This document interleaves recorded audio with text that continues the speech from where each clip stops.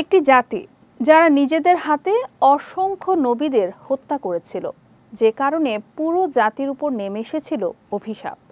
স্বয়ং আল্লাহ সেই জাতিকে অভিশপ্ত করেছেন। সিরাজুম মুনিরা বিলাসী জানাচ্ছেন বিস্তারিত। জাতি হিসেবে বনি ইসরায়েলরা পেয়েছিলেন আল্লাহ তাআলার অসংখ্য নেয়ামত। বনি ইসরায়েলদের হিদায়াতের জন্য অসংখ্য নবী রাসূল প্রেরণ ও তৎকালীন বিশ্বের সবার উপর শ্রেষ্ঠত্ব প্রদান করেছিলেন আল্লাহ তাআলা। ফেরাউনের কবল থেকে মুক্তি দান করেছিলেন, মাঝ সমুদ্রে রাস্তা তৈরি করে বের করেও এনেছিলেন। তবে আমালিকা সম্প্রদায়ের সঙ্গে যুদ্ধ করতে অস্বীকৃতি জানানোতে আল্লাহ তাআলা তাদের তিহ ময়দানে বিভ্রান্তের মতো ঘুরাচ্ছিলেন। সে সময় তাদের মেঘ দিয়ে ছায়া প্রদান, মান্না ও সালওয়া নামক আকাশ থেকে নাজিল করা বিশেষ খাবার প্রদান ও সুমিষ্ট পানির ব্যবস্থাও করেছিলেন আল্লাহ তাআলা। পৃথিবীতে রাসূল সাল্লাল্লাহু আলাইহি ওয়াসাল্লামের আগমনের পূর্বে বনি ইসরায়েলদের থেকে ওয়াদা নেওয়া হয়েছিল যে আখেরি পয়গম্বর আসলে তার উপর ঈমান আনবে এবং তার আনুগত্য করবে। এমনটি বলা হয়েছে সূরা বাকারার ৪০ নম্বর আয়াতে।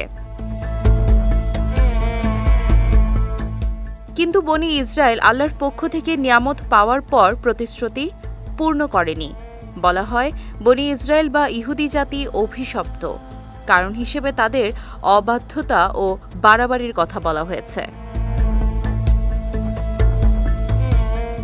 বনি ইসরায়েল অভিশপ্ত হওয়ারও আরও 10টি কারণ তুলে ধরা হয়েছে সূরা আন-নিসার 155 থেকে 161 নম্বর আয়াতে।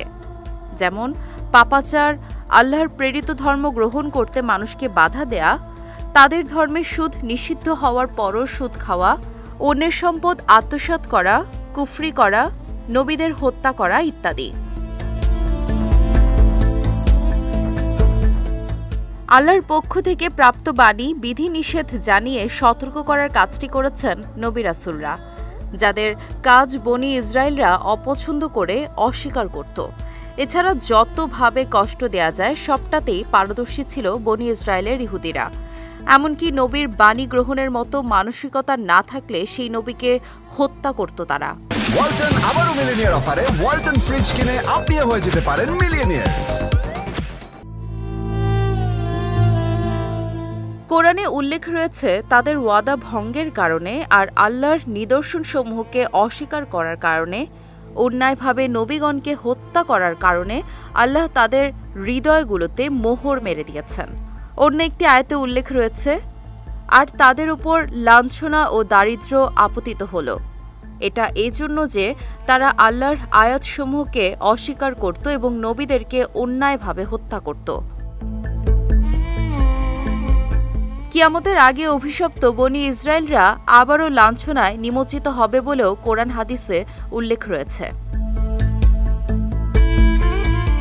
সিরাজুম মুনিরা বিলাসী, বিজয় টিভি, নিউজ ডেস্ক।